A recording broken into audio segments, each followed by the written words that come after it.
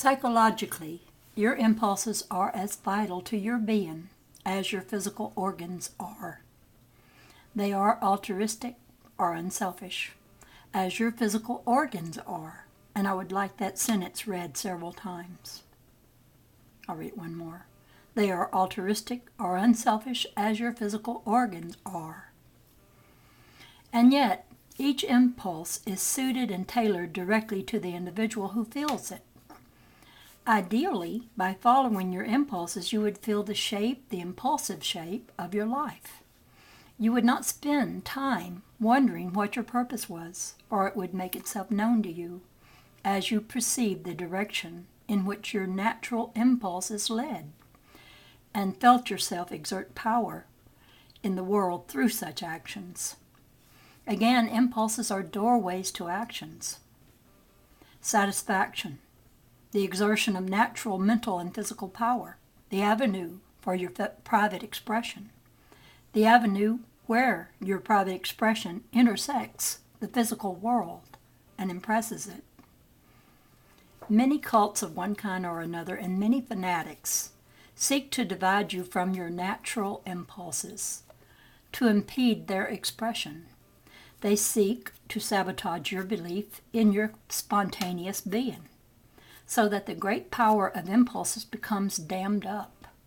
Avenues of probabilities are closed bit by bit, until you do indeed live, if you follow such precepts, in a closed mental environment, in which it seems you are powerless. It seems you cannot impress the world as you wish, that your ideas must always be stillborn. Some of this has been discussed earlier in this book. In the case of the Jonestown tragedy, for example, all doors toward probable effective action seemed closed. Followers had been taught to act against their natural impulses with members of their own families. They had been taught not to trust the outside world. And little by little, the gap between misguided idealism and an exaggerated version of the world's evil blocked all doors through which power could be exerted. All doors save one. The desire for suicide is often the last recourse left to frighten people whose natural impulses toward action have been dammed up, intensified on the one hand, and yet denied any practical expression. There is a natural impulse to die on the part of men and animals, but in such circumstances as we are discussing here, that desire becomes the only impulse that the individual feels able to express, for it seems that all other avenues of expression have become closed. There's much misunderstanding concerning the nature of impulses, so we will discuss them rather thoroughly. I always want to emphasize the importance of individual action, for only the individual can help form organizations that become physical vehicles for the effective expression of ideas. Only people who trust their spontaneous beings and the altruistic nature of their impulses can be consciously wise enough to choose from a myriad of probable futures the most promising events. For again, impulses take not only people's best interests into consideration, but those of all other species. I am using the term impulses for the understanding of the general public. In those terms, molecules and protons have impulses. No consciousness simply reacts to stimuli, but has its own impulse toward growth and value fulfillment. It seems to many of you that impulses are unpredictable, contradictory, without reason, the result of erratic mixtures of body chemicals, and that they must be squashed with as much deadly intent as some of you might when you spray a mosquito with insecticide. Often the insecticide kills more than the mosquito, and its effects can be far-reaching and possibly have disastrous consequences. However, to consider impulses as chaotic, meaningless, or worse, detrimental to an ordered life, represents a very dangerous attitude indeed, an attempt that causes many of your other problems. An attempt that does often distort the nature of impulses. Each person is fired by the desire to act, and to act beneficially, altruistically, to practically put his stamp or her stamp upon the world.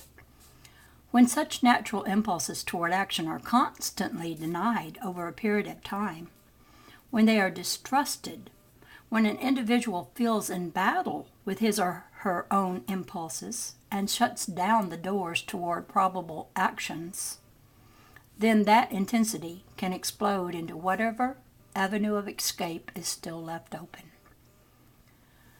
I am not speaking of anything like repression as it is used by psychologists, but a far deeper issue, one in which the very self is so distrusted that natural impulses of any kind become suspect. You try to inoculate yourself against yourself, a nearly impossible situation, of course. You expect your motives to be selfish because you have been told that they are. And so when you catch yourself with unkind motives, you are almost comforted because you think that at least you are behaving normal. When you find yourself with good motives, you distrust them. Surely, you think, beneath this seeming altruism there must indeed be some nefarious or at best selfish motives that escape me. As a people, you're always examining your impulses, and yet you rarely examine the fruits of your intellects. It may seem that impulsive actions run rampant in society, in cultish behavior, for example, or in the behavior of criminals, or on the part of youth. But such activities show instead the power of impulses denied their natural expression, intensified and focused on the one hand into highly ritualized patterns of behavior, and in other areas denied expression. A particular idealist believes that the world is headed for a disaster, and that he is powerless to prevent it. Having denied his impulses, believing them wrong, and having impeded his expression of his own power to affect others, he might, for example, hear the voice of God. That voice might tell him to commit any of a number of nefarious actions, to assassinate the enemies that stand in the way of his great ideal. And it might seem to him and to others that he has a natural impulse to kill, and indeed an inner decree from God to do so. According to conditions, such a person could be a member of a small cult or the head of a nation, a criminal or a national hero who claims to act with the authority of God. Again, the desire and motivation to act is so strong within each person that it will not be denied. And when it is denied, then it can be expressed in a perverted form. Man must not only act, but he must act constructively, and he must feel that he acts for good ends. Only when the natural impulse to act constructively is denied consistently does the idealist turn into a fanatic. Each person in his or her own way is an idealist. Power is natural. It is a force, the power of the muscle to move, or the eye to see, or the mind to think, the power of the emotions. These represent true power, and no accumulation of wealth or acclaim can substitute for that natural sense of power if it is lacking. Power always rests with the individual, and from the individual all political power must flow. A democracy is a highly interesting form of government, highly significant because it demands so much of individual consciousness, and because it must rest primarily upon a belief in the powers of the individual. It is a tribute to that belief that it has lingered in your country and operated with such vitality in the face of quite opposing beliefs officially held by both science and religion. The ideal of democracy expresses the existence of a high idealism, one that demands political and social organizations that are effective to some degree in providing some practical expression of those ideas. When those organizations fail, and a gulf between idealism and actualized good becomes too great, then such conditions help turn some idealists into fanatics. Those who follow with great strictness the dictates of either science or religion can switch sides in a moment.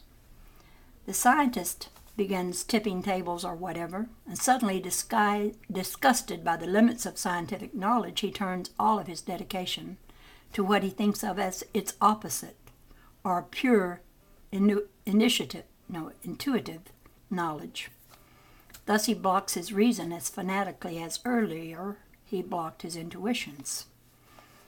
The businessman who believed in Darwinian principles and the fight for survival, who justified injustice and perhaps thievery to his ideal of surviving in a competitive world, he suddenly turns into a fundamentalist in religious terms, trying to gain his sense of power now, perhaps by giving away the wealth he has amassed, all in a tangled attempt to express a natural idealism in a practical world.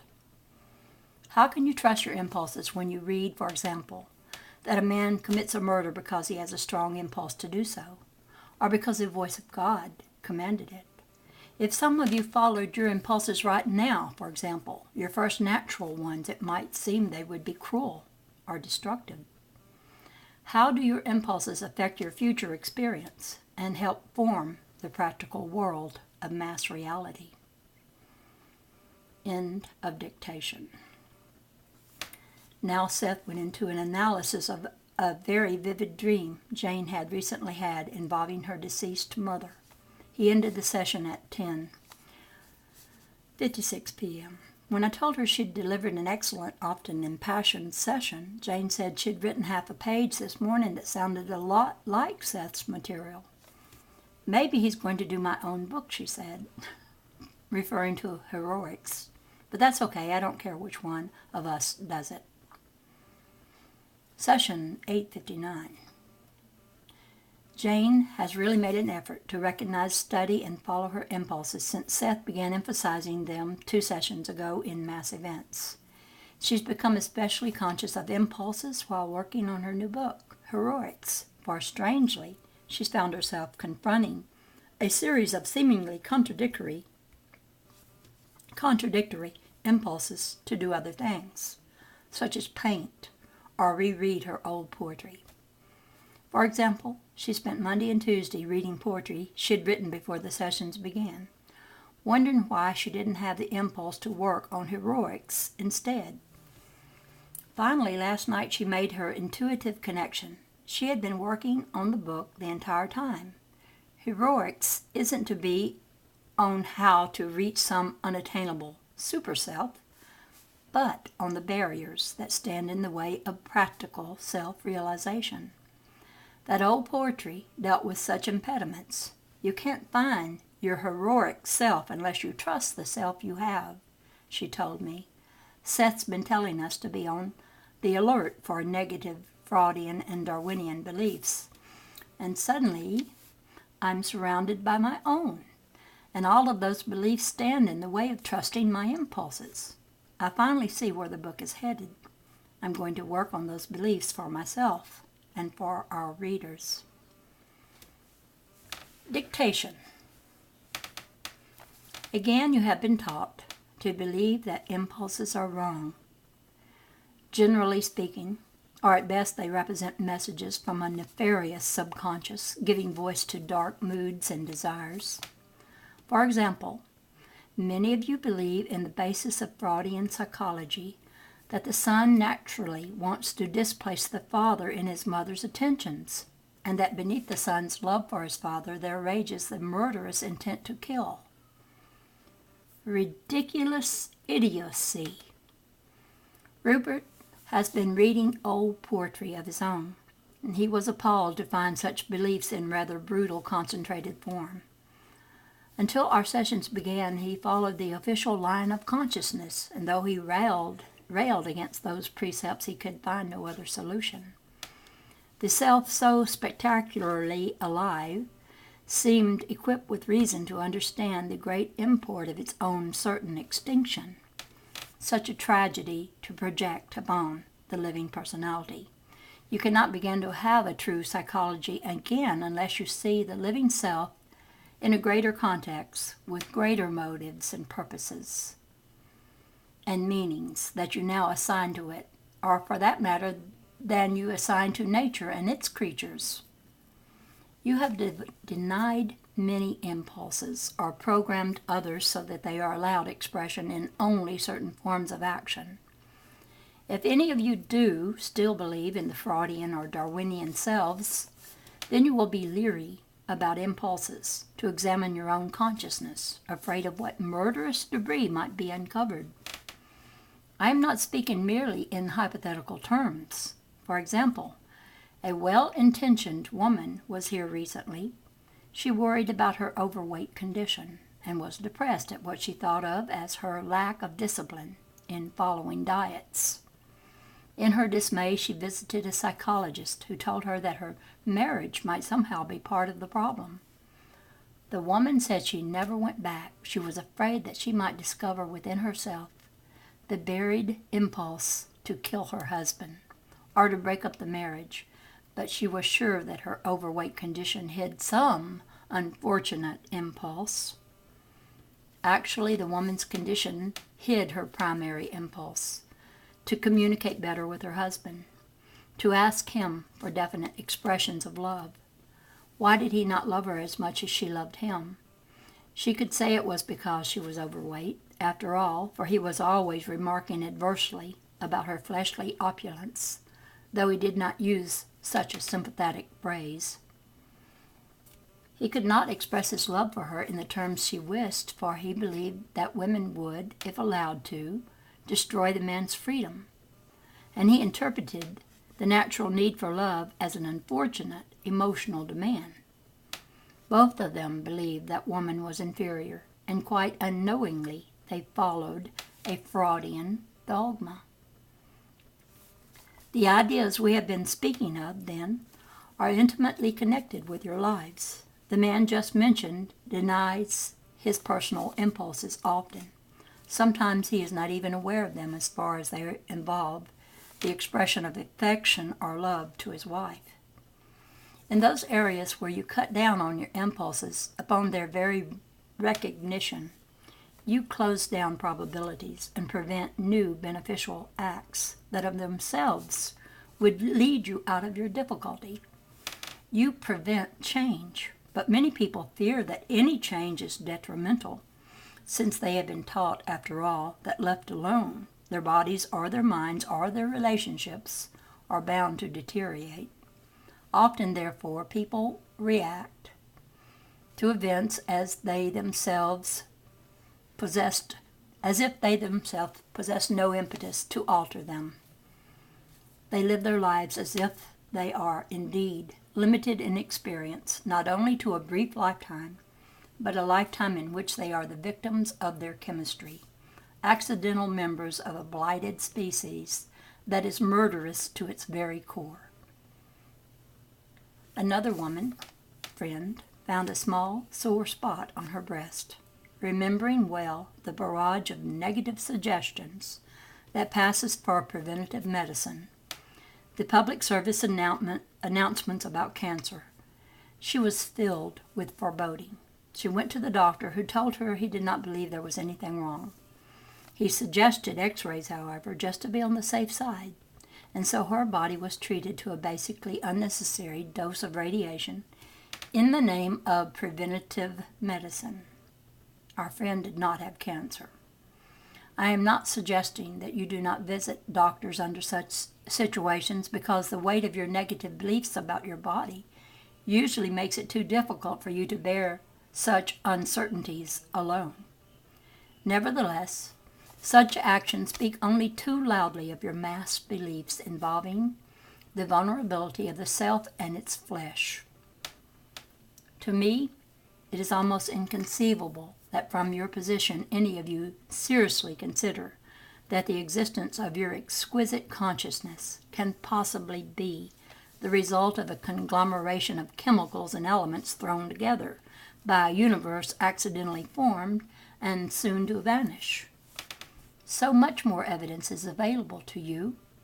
The order of nature, the creative drama of your dreams that project your consciousness into other times and places, the very precision with which you spontaneously grow, without knowing how, from a fetus into an adult, the existence of heroic themes and quests and ideas that pervade the life of even the worst scoundrel. These all give evidence of the greater context in which you have your being. If the universe existed as you have been told it does, then I would not be writing this book. There would be no psychological avenues to connect my world and yours. There would be no extensions of the self that would allow you to travel such a psychological distance to those thresholds of reality that form my mental environment.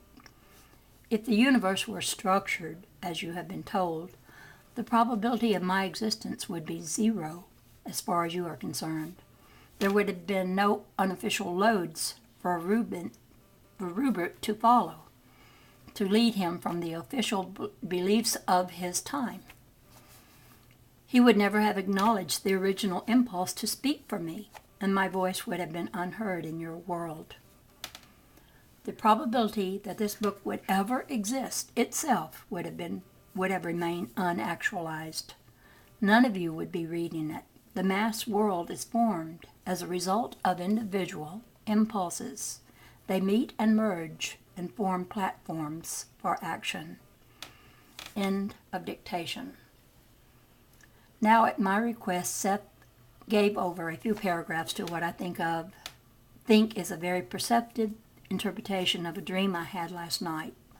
I told Jane this morning that I knew the dream was quite significant in connection with the work we're doing with the Seth material, but that I was unable to adequately decipher it.